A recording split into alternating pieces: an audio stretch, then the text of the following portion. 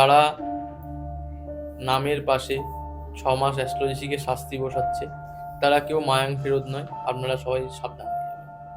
তার কারণ মায়াং থেকে যারা বেরিয়ে এসছে, মায়াঙ্কের কোনো বিদ্যা যাদের কাছে আছে, গুরুমুখী বিদ্যা যাদের কাছে আছে, গুপ্ত গুণিনী বিদ্যা যাদের কাছে আছে, তারা কেউ এই নাম ভাঙিয়ে শাস্তি বসিয়ে ব্যবসা করবে। আবার কিছু পডকাস্ট এখন দাবি করছে বা কিছু তান্ত্রিক দাবি করছে মায়াং নাকি কালা জাদুর দেশ। একদম তারা মূর্খ, মহামূর্খ।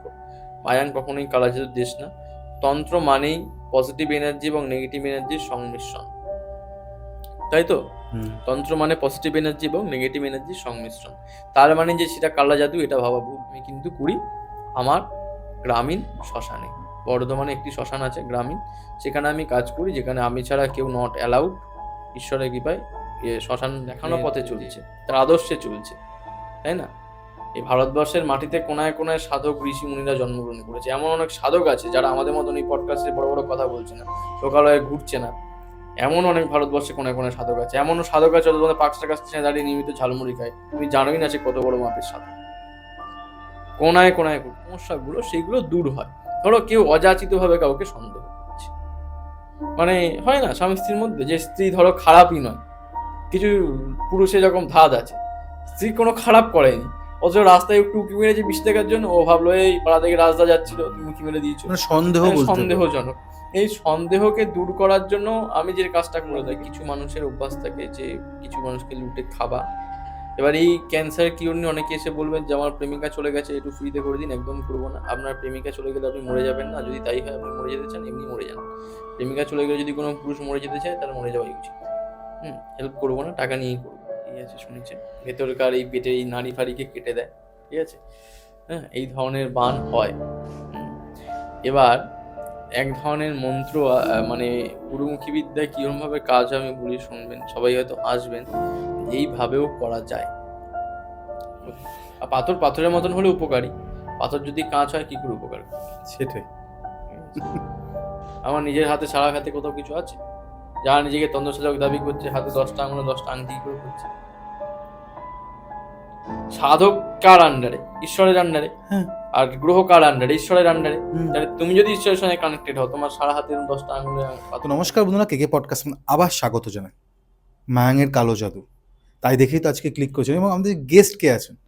তন্ত্র সাধক শ্রীদীপ। এবং প্রত্যেকটা সোমবার, আজকেও যে সোমবার, তন্ত্র সাধক শ্রীদীপ আমাদেরকে, মানে শ্রীদীপ আমাদের কাছকে বলবে মায়াঙের যে গুরুমুখী বিদ্যা, যেটাও শিখেছে এবং শিখে আপনাদেরকে এত দিন ধরে হেল্প দিয়ে যাচ্ছে। হ্যাঁ, আপনাদের একটা প্রশ্ন হতে পারে যে মায়াং তন্ত্রের যে কাজগুলো এত সস্তায় কি করে শ্রীদীপ করতে পারে? সত্যি এটাই হচ্ছে তার মূল্য। এটাই হয় দ্রব্য এবং প্রত্যেকটা কাজের দাম। আপনারা ভাবছেন যারা 1 লাখ টাকা নিচ্ছে তারাই ভালো কাজ জানেন না, ভণ্ড মাদার। এটা আমার বক্তব্য না, এটা শ্রীদীপ এখানে রেখেছে। সত্যি কি তাই? আপনাদের যদি কোনো রকম এক্সপিরিয়েন্স থেকে থাকে, আপনাদেরকে এখানে এসে যে নাম্বারটা সামনে ব্লিঙ্ক করেছে, যেভাবে দীপ আমাদের, মানে শ্রীদীপ আমাদের সাথে যোগাযোগ করেছিল, সেই নাম্বারটা আপনারা এসে আপনারা নিজের মতো রাখতে পারেন। কোনো রকম প্রমোশনাল কাজ বা কোনো স্পিরিচুয়াল গাইডেন্স চাইছেন, তার জন্য কন্ট্যাক্ট করতে পারেন, আর ডাইরেক্ট শ্রীদীপের কাছে।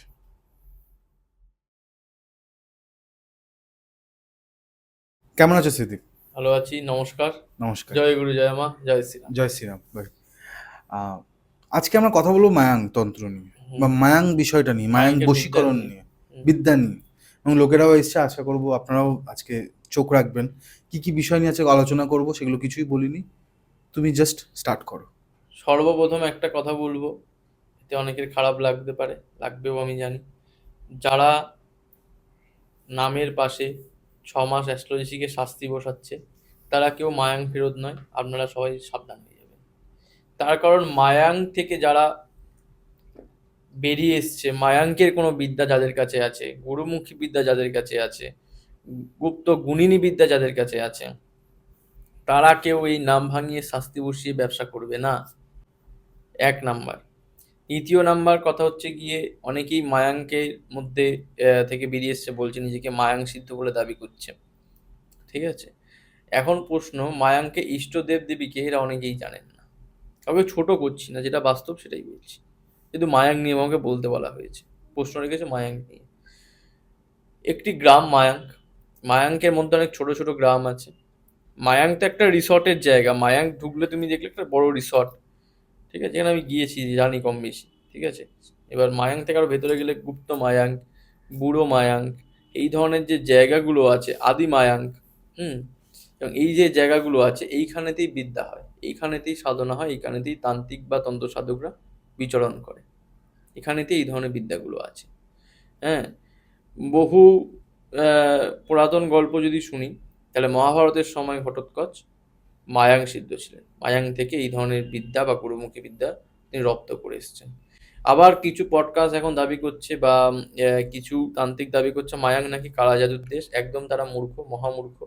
মায়াং কখনোই কালা জাদুর দেশ না। তন্ত্র মানেই পজিটিভ এনার্জি এবং নেগেটিভ এনার্জির সংমিশ্রণ, তাই তো? হুম। তন্ত্র মানে পজিটিভ এনার্জি এবং নেগেটিভ এনার্জির সংমিশ্রণ। তার মানে যে সেটা কালা জাদু, এটা ভাবা ভুল। হুম, যে কোনো বান সবটাই কালা জাদু না। কত পজিটিভ বান আমি মানে পজিটিভ বান শোনা হয়তো অনেকে হাসবে। পজিটিভ বান কেন বলছি, কত দৈব বান আছে যেটা শুধুমাত্র ধর্ম রক্ষার জন্য ব্যবহার করা হয়, অধার্মিককে ধ্বংসের জন্য ব্যবহার করা হয়। এই ধরনের বিদ্যা মায়াঙ্গে আছে, ছিল, চিরন্তন থাকবে। এই যে বিদ্যাগুলি, এই যে মন্ত্রগুলি, এই যে প্রয়োগ বিধিগুলি, এইগুলো অবশ্যই দৈব, এগুলো অধার্মিককে ধ্বংসের জন্য, কিন্তু এগুলো কালা জাদুর মধ্যে পড়ে না। কেউ যদি বলে এগুলো কালা জাদু, সে মূর্খ বলে বলছে, ঠিক আছে। কালা জাদু সেই মন্ত্রগুলি বা সেই বিদ্যাগুলি যেগুলো দিয়ে ভালো মানুষেরও ক্ষতি করা যায়, খারাপ মানুষেরও করা যায়, কিন্তু এই ধরনের দৈব জিনিসগুলো কোনো সৎ লোকের উপর প্রয়োগ করা যায় না। যেমন সুদর্শন বাণ, সুদর্শন বাণ কোনো সৎ ব্যক্তির উপর, কোনো ধার্মিক ব্যক্তির উপর প্রয়োগ করে তাকে প্রতিহত করা, তার ক্ষতি করা যায় না। এই ধরনের বিদ্যাগুলি গুপ্ত মায়াঙ্কে ছিল, এখনো আছে, ঠিক আছে। এবার অনেকেই বলবে যে আপনি কি মায়াং থেকে এসছেন, এই ধরনের প্রশ্ন উত্তর আমি দিতে রাজি নই, আপনাদের দেবো না। আমি কোথা থেকে শিখে এসেছি সেটা অধরাই থাক সবার কাছে। কতটুকু কাজ পাচ্ছি, ঈশ্বরে কি পাই, সেটাই আসল। মায়াং নিয়ে বলতে ভালো হয়েছে, আমি যতটুকু গুরুদের মুখে শুনেছি বা জানি, গিয়েওছি কম বেশি, সেটা থেকেই বলছি, ঠিক আছে। এবার আসছি যে মায়াঙ্কে এক ধরনের বশীকরণ নিয়ে আমি এখানে বলে গেছিলাম, লুমিয়া বশীকরণ, যদিও সেই সময় আমি বলিনি এটা কোথাকার, এটা কিন্তু মায়াঙ্কি বিদ্যা, লুমিয়া ওকে। বশীকরণ, বশীকরণ। লুমিয়া বশীকরণ তোমার যে সময় করেছিলে, তুমি সেভাবে কল পেয়েছিলে? প্রচুর কল পেয়েছিলাম। লুমিয়া বশীকরণটা আমার খুব ভালো চলেছে। লুমিয়া বশীকরণ থেকে অনেক মানুষ কাজ করাতে এসছে। হ্যাঁ, লুমিয়া বশীকরণ, কিংবা আর একটা বশীকরণ বলেছিলাম, ব্যাং, ব্যাঙের মধ্যে মন্ত্র বলে সেটাকে ঢেকে দিয়ে ব্যাংটা চালান করে দেওয়া। এই ধরনের যে বিদ্যাগুলি, এগুলি কিন্তু গুরুমুখী বিদ্যা, ঠিক আছে। আর এগুলো মেনলি মায়াঙের থেকেই আসা এগুলো। এগুলো মায়াং থেকে আসা, ঠিক আছে। মায়াঙ্কের কিছু মন্ত্র আছে যেগুলো উচ্চারণ করতে গেলে লোকের দাঁত ভেঙে যাবে, যেগুলো বাংলা ভাষা, আসামিজ ভাষা সংমিশ্রণ, আরও অনেক রকম ভাষা, লৌথি ভাষা, এই ধরনের ভাষার সংমিশ্রণ মায়াঙ্কি বিদ্যাগুলি। মায়াং থেকে ফেরত এসছে মায়াং সিদ্ধ তান্ত্রিক, তারাপীঠে গেছে, 10 কিলো কাঠ জ্বালিয়ে হোম করছে, এটা খুবই হাস্যকর। এই ধরনের জিনিস কখনোই হয় না। তারাপীঠকে আমি ছোট করছি না, ঠিক আছে। কোনো কিছু করতে গেলেই তারাপীঠে যাওয়াটাকে আমি ছোট করছি, যে কোনো কাজ করতে গেলাম, চলো সবাই মা তারা এক্সপ্রেস ধরি সকাল 7:30, দুপুর 12টায় তারাপীঠে নামি, কাজ করি, রাত্রিবেলা বিনা পানি লজে মদ খাবো, পরের দিন আবার চলে আসবো। এই ধরনের জিনিসগুলোকে নিন্দা করছি, তীব্র নিন্দা জানাই। এইভাবে আমাদের ধর্ম নষ্ট হচ্ছে, এইভাবে আমাদের স্বাস্থ্য নষ্ট হচ্ছে, এইগুলো কখনোই ঠিক নয়, ঠিক আছে। প্রকৃত সাধক সে যেখানে থাকবে সেটাকে কাশি তুল্য করে তুলবে, সাধনার বলে কাজ হয়। ঠিকই। আমিও তো একটা ভিডিও তারাপীঠে করেছি, এর আগের পডকাস্টে সেটা এসছে, বলেছি কেন করেছি। যে সেখানে আমি বীরভূমের আশেপাশে একটা গ্রামে কাজ করতে গিয়েছিলাম, যেখান থেকে ফিরে আসতে অনেক সময় লাগতো, এবং সেই সময় তিথিটা ভালো ছিল, গুরু পূর্ণিমার বিশেষ করে একটা কাজ ছিল আমার। হ্যাঁ। এবার যেহেতু গুরু পূর্ণিমাতে আমার ঠাকুর নিগমানন্দ সরস্বতী পরমহংসদেব আমার গুরু, তার আশ্রম আছে তারাপীঠে, সিদ্ধাশ্রম তারাপীঠে, যেখানে উনি বামদেবের কাছে সিদ্ধিলাভ করেছিলেন। সেই স্থান এখনও ঠাকুরের স্মৃতি বিজড়িত অনেক, তাই সেই আশ্রমে আমি দর্শনের জন্য তারাপীঠ যাই। তার জন্য কিছু কাজ আমি তারাপীঠ শাসনে করেছিলাম, এবার ভিডিও করে নিলাম, যাই হোক এরকম একটা ব্যাপার। কিন্তু সব কাজ আমি তারাপীঠে করি না, আগেও বলেছি, এখনও বলছি, ম্যাক্সিমাম কাজ আমি কিন্তু করি আমার গ্রামীণ শ্মশানে। বর্ধমানে একটি শ্মশান আছে গ্রামীণ, সেখানে আমি কাজ করি, যেখানে আমি ছাড়া কেউ নট অ্যালাউড। ঈশ্বরের কৃপায় শ্মশানের যে অধিষ্ঠাত্রী দেবতা বা শক্তি, তারা আমাকে ভালো মনে করেছে, গুরু কৃপায় পরম পাওনা, সেখানে আমি যাই, কিন্তু বিকেল 5টার পর সেখানে সবার নট অ্যালাউড, হচ্ছে ব্যাপার। এবার লুমিয়া বশীকরণটা আমি বলেছিলাম যে কিভাবে কাজ হয়। এবার লুমিয়া বশীকরণ কিন্তু খুব মানে সৎ বশীকরণ বা খুব ভালো বশীকরণ, খুব ভালো ক্ষেত্রে ইউজ হয়। কোনো পরকীয়া, কোনো অবৈধ সম্পর্ক, কোনো নোংরা সম্পর্ক, এই ক্ষেত্রে যদি লুমিয়া বশীকরণ ইউজ করা যায় তাহলে সাধকেরও ক্ষতি হবে, যার কাজ করা হচ্ছে তাদেরও ক্ষতি হবে, মানে যে করাচ্ছে আর কি তাদেরও ক্ষতি হবে। এবং আমি তো কোনো পরকীয়ার কাজ করি না, তোমরা বারবার পডকাস্টে জানিয়েছো এবং আমি নিজের মুখেও স্বীকার করেছি, কোনো অবৈধ কাজ এখানে করা হয় না, কোনো খারাপ কাজ এখানে করা হয় না। ঠিক আছে, এই হচ্ছে লুমিয়া বশীকরণ নিয়ে আমি যতটুকু আমার জ্ঞাতার্থে আমি জানালাম, আমি যতটুকু জানি সেটাই সবার সামনে রাখলাম। আর শ্রীদীপ, ওখান থেকে যখন তুমি লুমিয়া বশীকরণ আগে বলেছিলে, তখন তুমি সেরকম কোনো কাজ পেয়েছিলে? হুম হুম হুম সেখান আমি থেকে যদি মিনিমাম এক্সপিরিয়েন্স শেয়ার করো না মিনিমাম একটুখানি। আমি ওখান থেকে 5-7টা কাজ পেয়েছিলাম। হ্যাঁ, ঠিক দু আছে, তিনটে শেয়ার করো না। হ্যাঁ, শেয়ার করে নিচ্ছি একটা। এটা ঘটনা হয়েছে আমাদের থেকে, বর্ধমান থেকে। হুম, বর্ধমানের একজন ভদ্রলোক এই লুমিয়া বশীকরণ থেকে আমার সঙ্গে যোগাযোগ করে যে তার স্ত্রী কোনোভাবেই তার সঙ্গে একসঙ্গে থাকতে চাইছে না, তাকে ডিভোর্স দিতে চাইছে। তা সে আমাকে যোগাযোগ করে যে একে বশীকরণ করে কিছু করা যাবে কি। এবার যদি কোনো ভাবে কারোর মন থেকে কেউ উঠে যায়, আমার মতে বশীকরণ করার প্রয়োজন নেই, ওই আপদকে তাড়িয়ে দিন। যাই হোক, তা তবুও তার যখন দরকার, তার আবার বাচ্চার দোহাই দিল যে ছোট বাচ্চা আছে, কিন্তু আমার কাছে বড় প্রশ্ন, যদি মা মারা যেত বাচ্চার কি হতো। যাই হোক, তবু তার ব্যক্তিগত ব্যাপার, সে কাকে নিয়ে থাকবে কি না নিয়ে থাকবে, আমি জানি কাজ ভালো কাজ হলে করব, টাকা নিয়ে নেবো, পরিষ্কার কথা। তা সেই রকম, তা সে আমার কাছে এলো যে তার স্ত্রী যেন তাকে ডিভোর্স না দেয়, শ্বশুরবাড়ির কথা যেন শুনে তাকে ছেড়ে চলে না যায়। এক্ষেত্রে আমি লুমিয়া বশীকরণ প্রয়োগ করেছিলাম। প্রয়োগটা আগে ভিডিওতে বলেছি কীভাবে ব্যাং ফ্যাং দিয়ে অনেক রকম পদ্ধতি আছে সেভাবে করা হয়। হুম, তা করার দরুন মোটামুটি 1.5 সপ্তাহ, এই সরি 1.5 সপ্তাহ, 1.5 মাস মোটামুটি যায়। 1.5 মাস গেলে কিন্তু তার স্ত্রীর মনটা অটোমেটিক ঘোরে।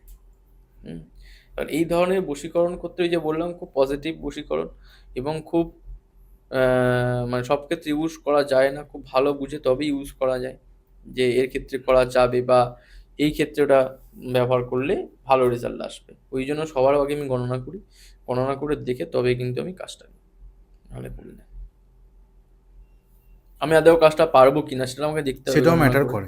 হ্যাঁ, আমি গণনা করে তো বুঝে যাবো যে আমার হাতে এই কাজটা হবে কি হবে না, তবেই তো আমি নেবো না কাজটা। খামোখাম সে আমাকে এতগুলো টাকা দেবে।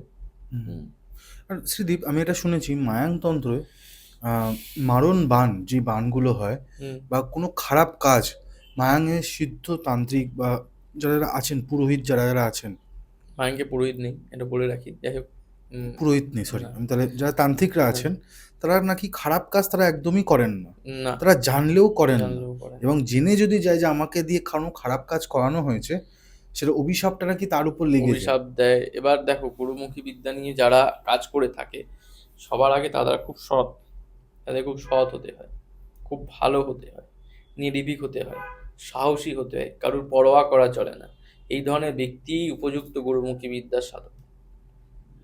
ঠিক আছে, ওই জন্য তারা কি করে, ওই যে আমার মতন ব্যাপার, যে তারা বিভিন্ন রকম গণনা, বিভিন্ন রকম দর্পণ, গুরুমুখী বিদ্যাতে অনেক দর্পণ হয়, আমি নিজেও করি, কম বেশি দর্পণ করি। আসন হয়, বিভিন্ন দৈব আসন হয়, সেই শক্তিগুলোকে নামিয়ে তাদের থেকে প্রশ্ন উত্তর, এই ধরনের কিছু আসনের পদ্ধতি আছে। কেউ এগুলো ভিডিও করে দেখানো যায় না, আবার এগুলো ফোন করে না আমি একটু দেখি, 1000 টাকা দিচ্ছি, এটা ছেলে খেলা নয়, এটা মোয়ার বিষয় নয়।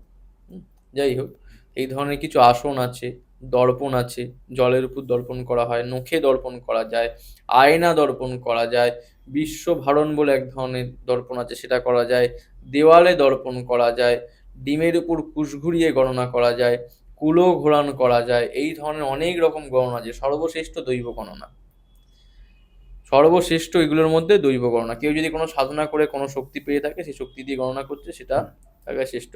তাও মাঝখানে বলে কেউ জিজ্ঞাসা করবেন না আপনি কি দিয়ে গণনা করেন, এগুলো বলে বেড়ানো ঢাক পেটানোর জিনিস না। এই আমি তারামা সিদ্ধ, এই মা দক্ষিণাকালী শ্রীনাথ বাড়িতে এসেছিল, আমি ছিলাম না, উনি ওয়েট করেছেন, এই সমস্ত নাটকের কথা আমি বলি না, এই ধরনের ভণ্ডামি আমি করি না। যা বলি স্টেট কার্ড বলি, ভালো লাগলে আসবেন, না হলে অন্য কোথাও চলে যাবে, অনেকেই আছে। যাই হোক, তা মেন টপিকে আসি।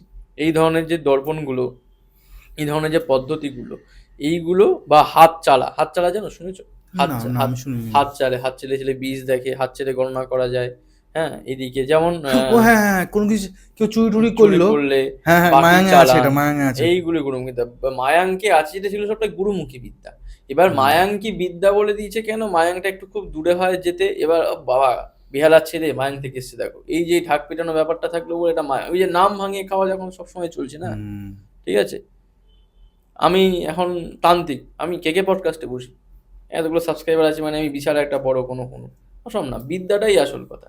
এই যে আমি একটা উদাহরণস্বরূপ বলছি যে কুলো ধরে ঘোরানো, একটা উদাহরণ যে এল রড, জানো তো, বাস্তু এল হ্যাঁ রড, হ্যাঁ হ্যাঁ, ডাউজিং রড, হুম আমি নিজেও করি। হুম হ্যাঁ, তো ওই ডাউজিং রড দিয়ে চেক করা, এই ধরনের অনেক রকম ওটারই আগেকার দিনে যদি দেখতে হয়, মানে এটা তো সাইন্টিফিক্যালি হুম। এল রডটা, এবার তন্ত্র মতে এরকম কিছু ডাউজিং এর মতন ওই কুলোকে ধরে ঘোরানো হচ্ছে, কুলো ঘুরছে, মন্ত্রে বলে ঘুরছে, হাতের এতে নয়। এবার কেউ এল রড যদি কেউ প্রমাণ চায় যে এল রড আপনি হাতে ঘোরাচ্ছেন কিন্তু এই কি প্রমাণ দেবে, অনেক কিছু অনেক প্রমাণ হয় না। আমরা ছোটবেলা থেকে যাকে বাবা বলে জানি নিশ্চয়ই তার ডিএনএ টেস্ট করিনি আমার সঙ্গে, যেটাই আমার বাবা কিনা বিশ্বাস করেছি। ঠিক তেমন কিছু জিনিস বিশ্বাস করে নিতে হয়, না করবেন না করবেন যার যার ব্যক্তিগত ব্যাপার। এরকম হাতে ধরে কুলো ঘোরানো যায় এই এল রডের মতন, ঠিক আছে। এই ধরনের যে গোপন বিদ্যাগুলো, এই ধরনের যে গণনার বিদ্যাগুলো, তা এই ধরনের জিনিসগুলি কিন্তু গুরুমুখী বিদ্যা মায়াঙ্কের মধ্যে ছিল, হুম। যেগুলো লোকালয় আসছে গুরুদের মাধ্যমে।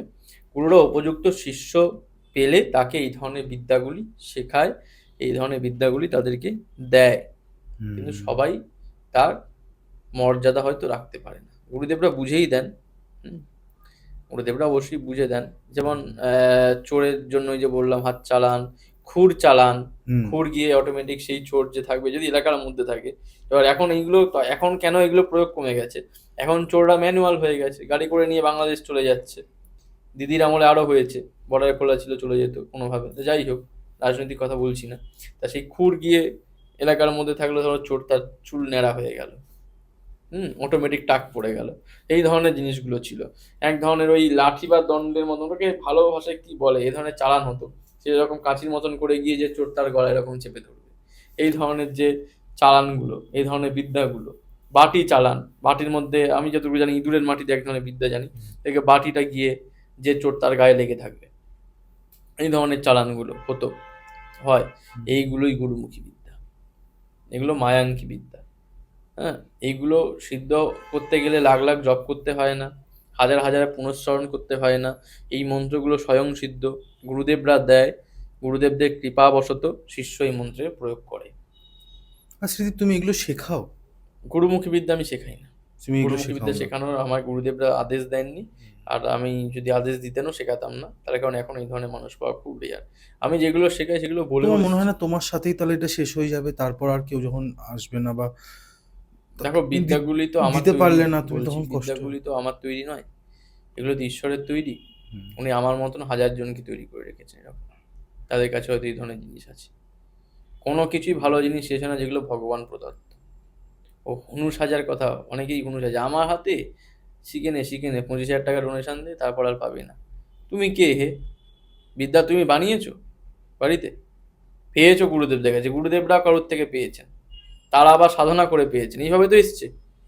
তুমি কে? যে বানিয়েছে সে সব দায়িত্ব নিয়ে নিয়েছে তোমার, যে তোমার পরিবর্তে কাকে কি করতে হবে। ভগবানের ইচ্ছা ছাড়া জগতে তুমি একটা ধুলোকণা মাত্র, তোমার মতন হাজার জন তৈরি হয়ে গেছে। হুম। নেতাজি সুভাষচন্দ্র বসু আমাদের প্রণম্য, তিনি যে চলে গেছেন আমাদের ছেড়ে, তার অপূর্ণতা তো অবশ্যই থাকবে, কিন্তু তা বলে তিনি ছাড়া তো আর দেশ চলছে না এমন নয়, চলছে, তার দেখানো পথে চলছে, তার আদর্শে চলছে, তাই না।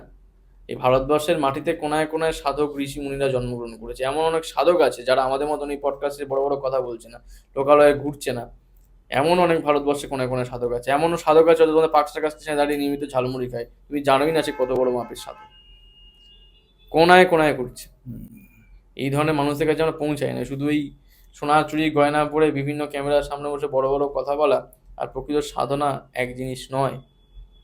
এই ধরনের সাধক আমাদের আশেপাশে আছে, যারা সত্যিই আছেন। ভারতবর্ষে কোনায় কোনায় সাধক, আমরা তো আধ্যাত্মিকতার জন্যই বিশ্বকে, আমরা তো আধ্যাত্মিকতা দান করেছি। বাঁচার মর্মটা ভারতবর্ষ পুরো বিশ্বকে দিয়েছে। যখন ওরা রোগের জ্বালায় ছটফট করে সুইসাইড করতো, তখন এখানকার কত ঋষি মুনিরা আমাদের শল্য চিকিৎসা তৈরি করে গেছে, সুশ্রুতেরা। হুম, যখন এখন পুরো বিশ্বে জ্যোতিষ সমাদৃত, এই জ্যোতিষটা ঋষি পরাশর ভারতবর্ষে বানিয়েছে। এই ভারতের মাটিতে এই ধরনের জিনিস তৈরি হয়। ভারত মাতার বীর সন্তানরা, ভারত মা বিশ্ব প্রসবিনী, বীর প্রসবিনী, তিনি বীর সন্তান জন্মগ্রহণ করায়, সেই বীর সন্তান ভারত মাতার নাম পুরো বিশ্বের কাছে সমাদৃত করে এবং বিশ্বকে আলোকময় করে। তাই ভারতবর্ষের কোনো জনক হয় না, কোনো টাগলু মাগলু ভারতের জনক না, ভারত মাতার কাছেই বীর সন্তানরা জন্মগ্রহণ করে।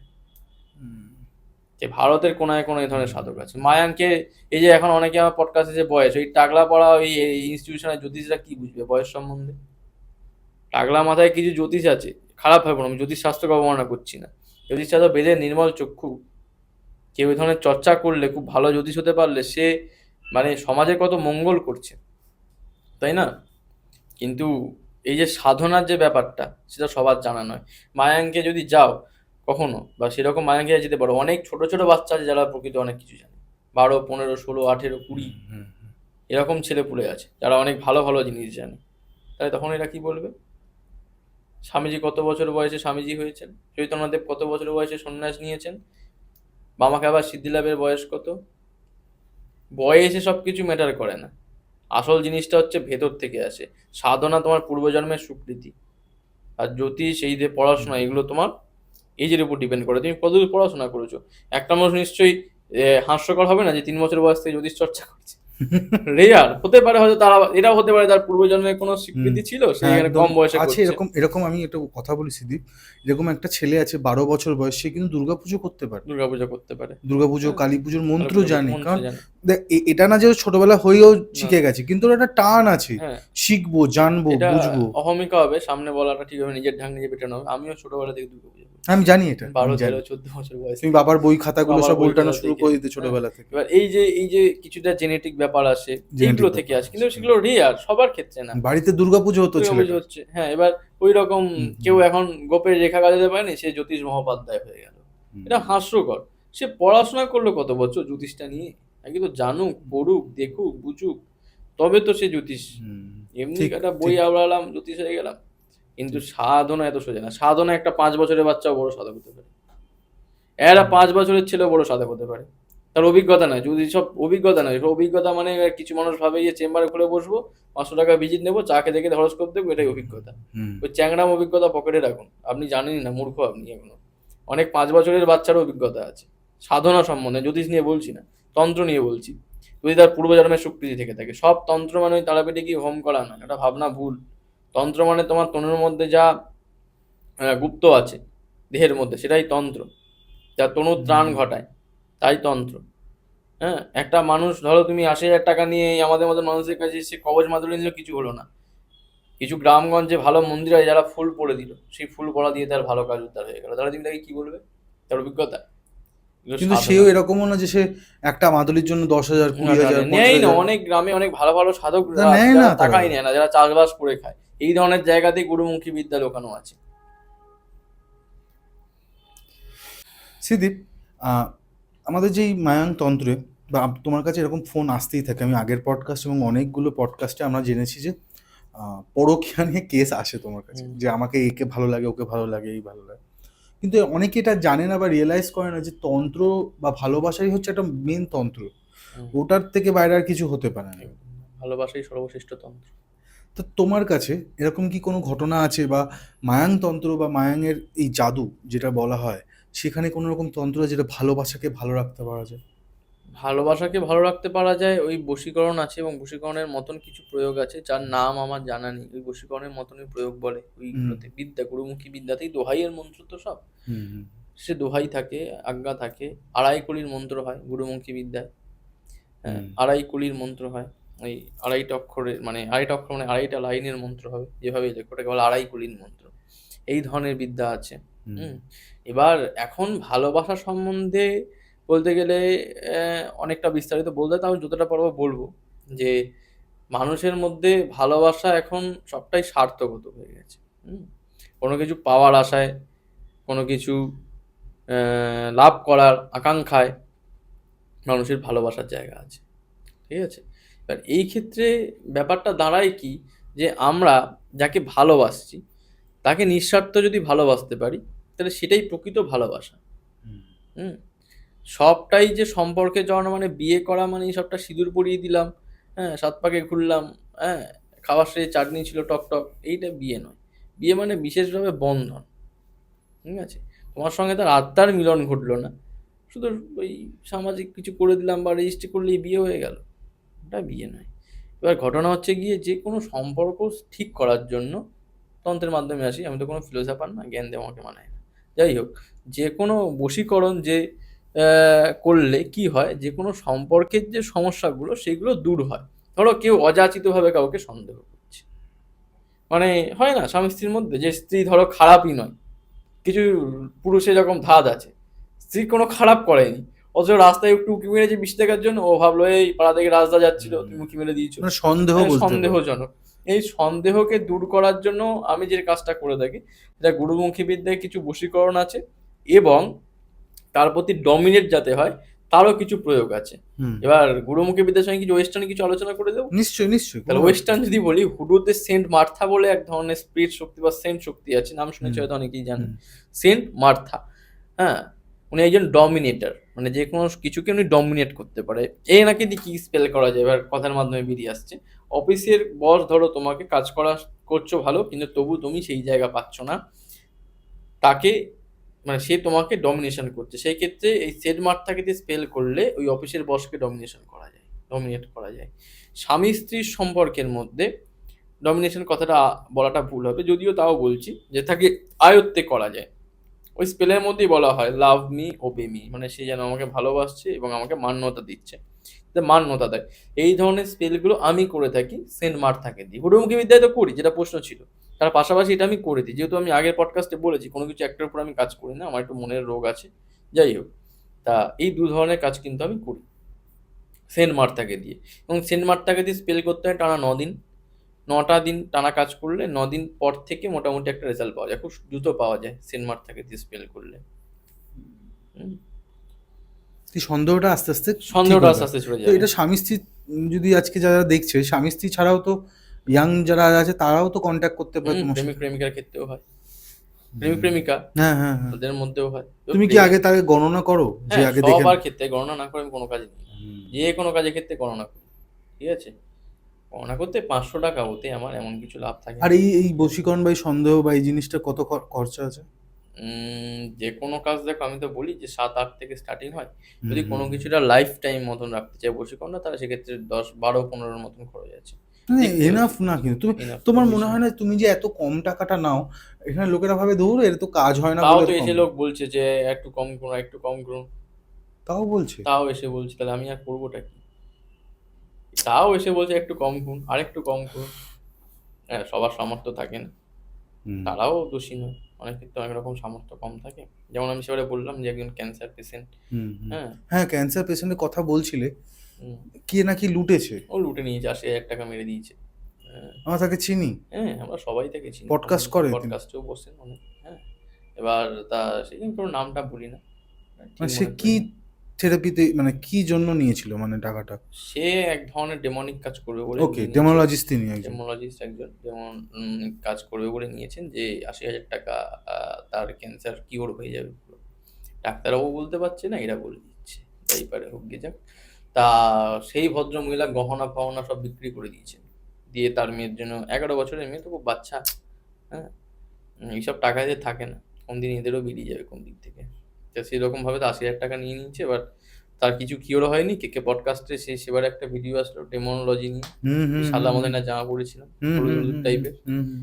হ্যাঁ, তা সেই রকম জায়গা থেকে ওই ভিডিও দেখে আমার কাছে এসেছিল যে কি করব, এরকম ব্যাপার, আমাদের একদম খাওয়া দাওয়া হয় না, আমি ভয়ে ভয়ে ফোন করলাম, আপনি কাজ করবেন কি না?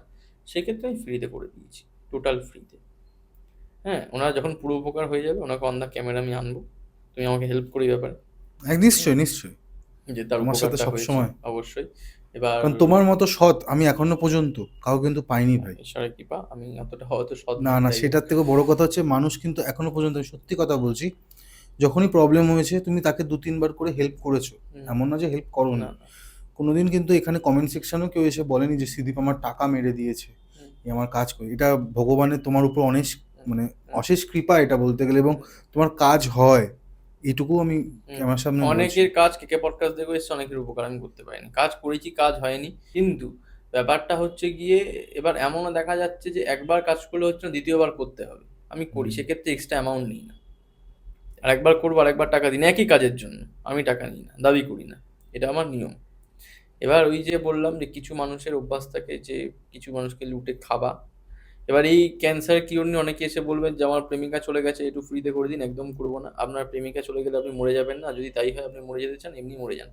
প্রেমিকা চলে গেলে যদি কোনো পুরুষ মরে যেতে চায় তাহলে মরে যাওয়াই উচিত। হেল্প করবো না, টাকা নিয়েই করবো। যদি কখনো এরকম দুর্লভ রোগ যে চট করে চিকিৎসা করে সারছে না, একবার আসতে পারেন। যদি আর্থিকভাবে পিছিয়ে থাকে নিশ্চয়ই হেল্প করব, চেষ্টা করবো যতটা পারা হেল্প করা, যেহেতু আমি নিজে একটা এনজিও করি। তোমার এনজিও আছে, আর নাম্বার দেওয়া আছে, আপনারা কন্ট্যাক্ট করবেন। এবার আমরা কি বিষয়ে ঢুকবো মায়াংতন্ত্রের উপর? একটু মায়াংতন্ত্রের স্লো হয়ে গেছিল একটু বিষয়টা। হ্যাঁ, মায়াংতন্ত্রের এক ধরনের বান নিয়ে বলছি। একদম একদম রাখো। এক ধরনের বান হচ্ছে, যে সবাই হয়তো শুনেছেন কম বেশি, নাড়ি কাটা বান। আমি শুনিনি গো এটা। নাড়ি কাটা বান অনেকেই আছে শুনেছে, ভেতরকার এই পেটে এই নাড়ি ফাড়িকে কেটে দেয়, ঠিক আছে। হ্যাঁ, এই ধরনের বান হয়।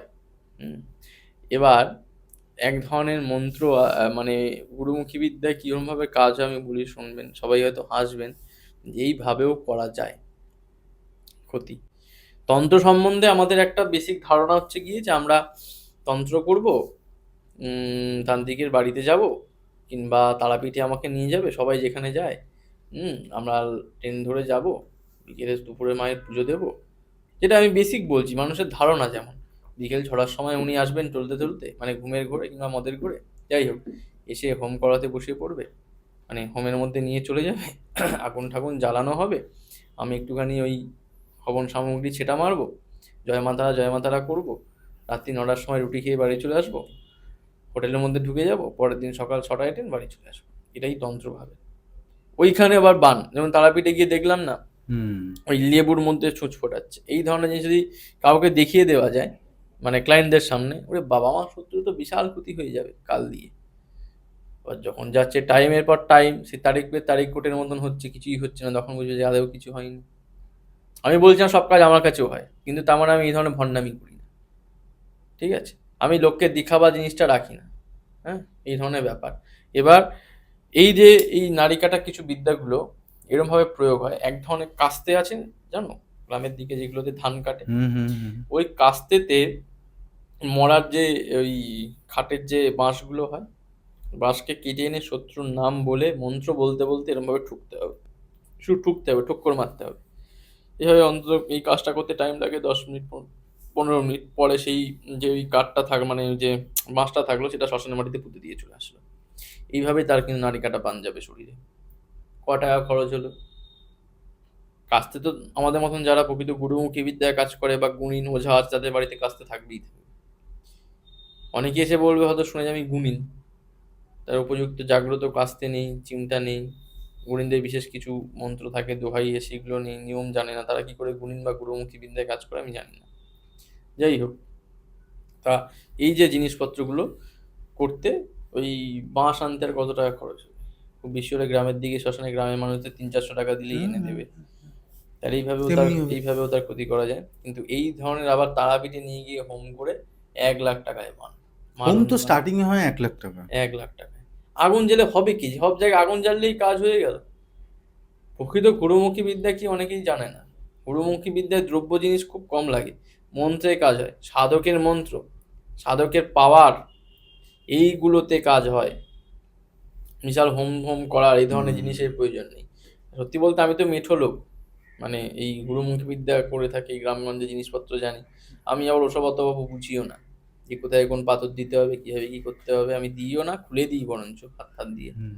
যাই হোক, হ্যাঁ, জ্যোতিষীরা রেগে যাবেন না। এই অবশ্য পাথর মাথর পড়ে গেলে খুলেও দিই। ঈশ্বরের কৃপাটাই সবচেয়ে বড় রেমেডি, আমি অন্তত মনে করে থাকি। হুম, আর পাথর পাথরের মতন হলে উপকারী, পাথর যদি কাঁচ হয় কি করে উপকার করবে? সেটাই। ঠিক আছে? আমার নিজের হাতে সারা হাতে কোথাও কিছু আছে? যারা নিজেকে তন্ত্রসাধক দাবি করছে, হাতে 10টা আঙুলে 10টা আংটি করে করছে। সাধক কার আন্ডারে? ঈশ্বরের আন্ডারে। হ্যাঁ। আর গ্রহ কার আন্ডারে? ঈশ্বরের আন্ডারে। হুম। তাহলে তুমি যদি ঈশ্বরের সঙ্গে কানেক্টেড হও, তোমার সারা হাতে 10টা আঙুলে পাথর কেন? সবচেয়ে বড় প্রশ্ন, কাউকে ছোট করছি না, কিন্তু বাস্তব তো বলছি, অবাস্তব তো বলছি না রে বাবা। অবাস্তব কি? না, একদমই তুমি না। যদি সাধক হও, তাই তোমার হাতে 10টা আংটি কেন? তুমি সাধক আর বাউন্সার নিয়ে ঘুরছো, এদিকে অরিজিৎ সিং বাইকে করে বাজারে যায়, কি এমন হয়ে গেছো? পরিষ্কার কথা, তোমার নিজের আত্মরক্ষা করার ক্ষমতা নেই, তুমি নপুংসক, তুমি সাধকই না। হ্যাঁ, যে নিজে আত্মরক্ষা করার ক্ষমতা নেই সে নপুংসক ছাড়া আবার কি? তার আবার বাউন্সার আছে, তান্ত্রিকের আবার বাউন্সার, কাঁঠালেরও আমসত্ত্ব। আর মেঠোর লোক ভাই, এই পডকাস্টে বসে দুটো ক্লায়েন্ট আসবে, দুটো খেতে পাবো, তার আবার সঙ্গে বাউন্সার, তার আবার থারে করে বাস্তু ভিজিট করতে যায়, তাহলে কত টাকা লোকে সর্বনাশ করে দিচ্ছে ভাবো। আর দৃষ্টিগত ব্যাপার আছে মানে না। অনেকের কপালও জানো তো, এটাতে লোকেরা ওরা মানে এইসব দেখেও কিন্তু মজা ভাট পায়। শুনে লোক বেশি ছোটে দেখি, ভাটবাজি শুনে লোক বেশি ছোটে দেখি, আবার কেন ঠকে হয়? যায়। মানে এটা কি ওরা কোনো ক্রিয়া করে তা রাখে? ক্রিয়া করে রাখে নাকি? আমাদের এই সমাজটাই এরকম, কিছু মানুষের এরকম, মানে কিছু মানুষ না, ম্যাক্সিমাম মানুষের ক্ষেত্রেই এরকম, যে ভাট জিনিসটাই আগে লোক আকৃষ্ট হয়ে যায়। এখনো পর্যন্ত অন দ্য ক্যামেরা বলছি, কে পডকাস্টে কোনো লোক ডাইরেক্ট আমার কাছে কাজ করাতে আসেনি, এর ওর কাছে ঘুরে ছাড়া। কারণ কম দামে ভাবে কাজ হবে কি হ্যাঁ, হবে না। আগে অনেক জায়গায় ঘুরবে, ঘুরে টুরে তারপরে এসে আবার এই, বললে অবিশ্বাস হয়ে যাবে, বললে হয়তো ভদ্রলোক বুঝতে পেরে যাবেন, সে নিয়মিত দেখেন, তাও বলছি, আপনাকেই বলছি, যে সেই ভদ্রলোক ওই এর দিকে থাকে তোমার মানে কি বেশ জায়গাটার নাম, জলপাইগুড়ি সাইডে থাকে। হুম। তা সেই 50, 60 হাজার, 80 হাজার, 90 হাজার টাকা দিয়েছে বিভিন্ন পডকাস্টে। হ্যাঁ, আমাদের কে পডকাস্ট সবাই অতটা খারাপ না, যাই হোক। হ্যাঁ, কেবল সবাই অতটাও খারাপ না, অনেক পডকাস্ট অনেক জায়গাতে দিয়েছে। এবার দেবার দরুন আমার কাছে এসছে সেই ভদ্রলোক, আমি বললাম 12 হাজার টাকা, সেখানেও 10 হাজার টাকা দিয়ে কাজ করেছে, তাও আপনার কাজটা হয়েছে, রিভিউও শেয়ার করছে না ভালোভাবে। কি বলবো এই সমস্ত কিছু লোককে? একে পটকায় খারাপ বললাম না কেন, কৌশিক দা আমাকে 1 লাখ টাকা দেবে না, যেটা বাস্তব সেটা বলছি। আর কৌশিকদার একটা গুণ, এরা কৌশিকদার সামনেও বলছি, যে ওনার কাছে যদি কোনো ফোন আসে, হুম। যে তান্ত্রিক বা এরকম কেউ, ধরো দীপ 1 লাখ টাকা মেরে দিয়েছে, উনি কিন্তু দীপকে ডাইরেক্ট ফোন করবে, হ্যাঁ, দীপ আমি কি ফোন হয়েছে, করে কেন দিই। এই টাকাটা, কি ব্যাপার, কি মানে হেল্প আমি করার চেষ্টা করে মানে আমি যথেষ্ট। কাউকে দেখো, আমি জানি টাকার মূল্যটা কি। মানে হুম, এক এক টাকা হুম, রোজগার বা 4 আনা রোজগার করতে গেলে যে কি, মানে আমি মুখ দিয়ে বাজে ভাষা বেরিয়ে আছে, হুম, মানে কি কি করতে হয় হুম, সেটা আমি জানি। এই জন্য কারোর টাকা যখনই কারোর মার হয়ে যায় না, বা যারা মেরে দেয়, হুম, এটা আমি স্পেসিফিকলি বলছি, আহ, তাদের জন্য আমি আছি, আমি তাদেরকে হেল্প করব। এবার দেখুন, আমি কাজ জানি না শ্রীদীপ, না, আমি কাজ করি না, এবং এখানে অনেকে আছে যারা আমার সাথে কথা না বলে টাকাটা দেয়। টাকা দেয়, আমি হ্যাঁ। ডিসক্লেমার লাগিয়ে দিই। ডিসক্লেমার যার যার বক্তব্য, আমার যে বক্তব্য তো তাই সম্পূর্ণ আমার, হ্যাঁ, আমি যদি কারো টাকা মেরে দিই, কৌশিকদার নাম্বার কোনো দেওয়া আছে, পার্সেন্টেজ নেই। নাম্বার দেওয়া হ্যাঁ, আছে, তোমরা কন্ট্যাক্ট করো, তার সাথে কন্ট্যাক্ট করেছো।